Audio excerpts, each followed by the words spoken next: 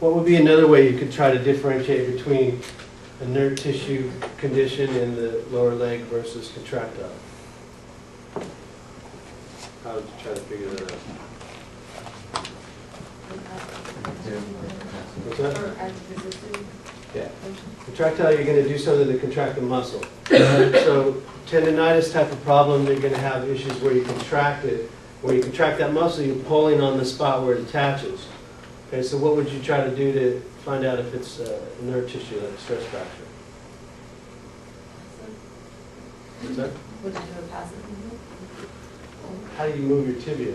I mean, there's no joint in there, so it's not like you can't move anything. You can tap in that area.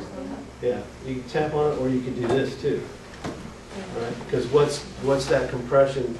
Stress fracture is from pounding, right? So you can just tap on the heel. You can do that for the hip too. I think it's called an Andel test or something. Real scientific name. Makes sense. You just bang on the heel. So it's basically like percussion. We talked about percussion and compression.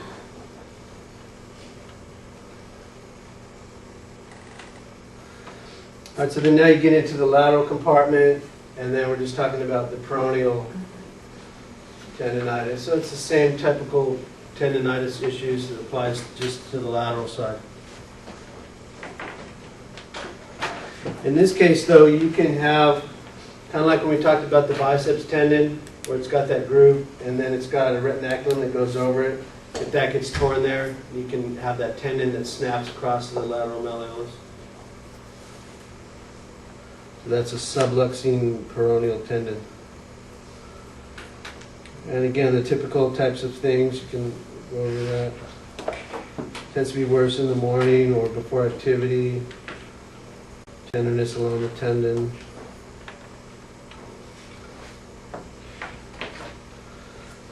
All right, so now we're moving over towards the front side of the joint, or the bone. And you have shin splints. So medial tibial stress syndrome or posterior tibial stress syndrome. So it's affecting more the medial side of the tibia, and it tends to be more posterior. So it's kind of like, when we talk about in the shoulder, you can have a continuum from biceps tendonitis, supraspinatus tendonitis, the rotator cuff tear, different things. So it's kind of this, when we talk about posterior tibial tendonitis, you can have that, and then also where it's shin splints is where it's affecting the actual attachment onto the bone, where it's pulling on the bone and you get inflammation there. All right. So they're going to have persistent aching at the medial portion of the tibia, aggravated by weight bearing. And again, it's the same kind of like we talked about with posterior tibial tendonitis. It's pretty similar. You can have tenderness to palpation on that middle third of the posterior part of the tibia. And again, since it's a contractile thing, you're going to have, if you do manual muscle testing or active resistive range of motion, flexor sternum longus, tibialis posterior.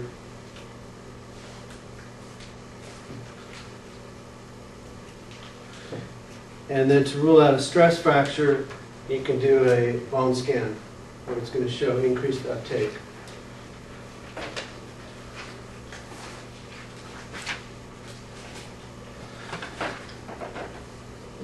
And then you can also get a condition kind of like shin splints, where if it's more on this side here, what compartment is this? The anterior. Yeah, so what muscles would you suspect in there? Tibialis. Yeah, so you can have a similar type of thing, where you could have an issue where they're having shin splint type of pain, but it's on the anterolateral part of the tibia. It could be anterior shin splints or tibialis anterior.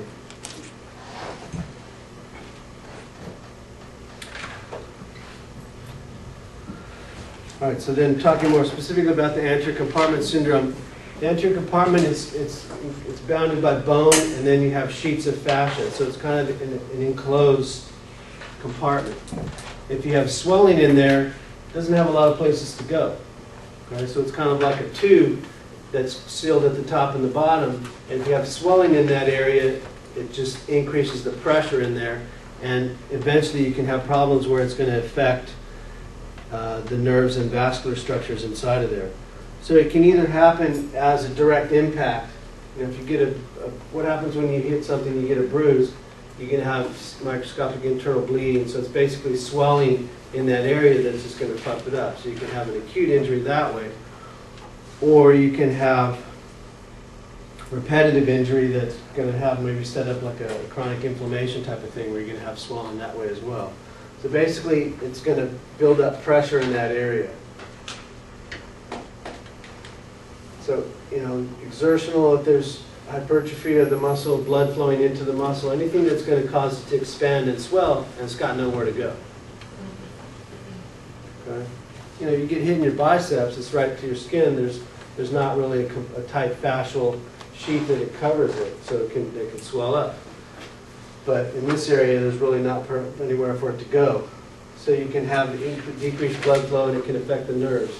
So you're going to look, if you suspect something like that, you can check the pulse here, the dorsalis pedis pulse here, or if they're getting numbness and tingling into the toes, then that's a kind of more like a red flag type of thing.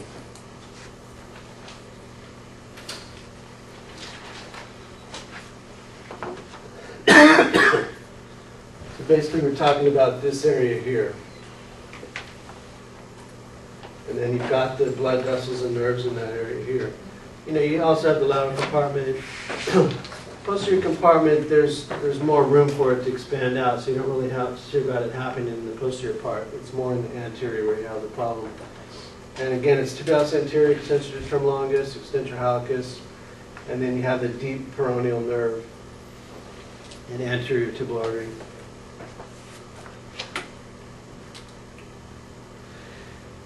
So if it's going on for a long period of time, you're going to start losing control of that anterior compartment. So what's going to happen to their foot? It's going to drop like that, right? So they're going to walk like this, right? Okay, what else could cause a problem like that? Nerve damage, vascular damage. Yeah, nerve, like a nerve root problem, lumbar disc. So what level would that be more likely to? Swelling? Yeah, more the L4, L5. S1 is usually plantar flexion, L4, kind of L5 dorsiflexion. And so what's going to happen is you're going to see if there's pressure in that area, the skin's going to be kind of tight and stretched and have kind of a glossy look to it. And then again, if it's a chronic type of thing, they're going to have that foot drop type of gait where they're going to have to bring their foot up higher because they can't dorsiflex the foot.